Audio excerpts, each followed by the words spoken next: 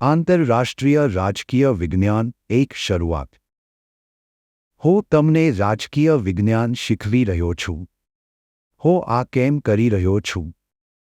હું પૈસા કમાવવાની યોજના બનાવી રહ્યો છું, કારણ કે મારે એક મોટું દેવું ચૂકવવાનું છે.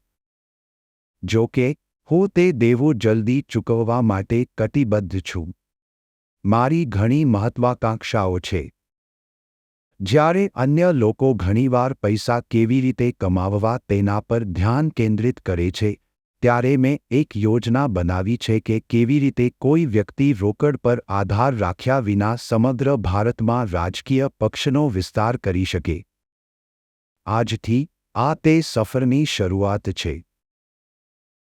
2007માં મેં શીખેલો એક પાઠ.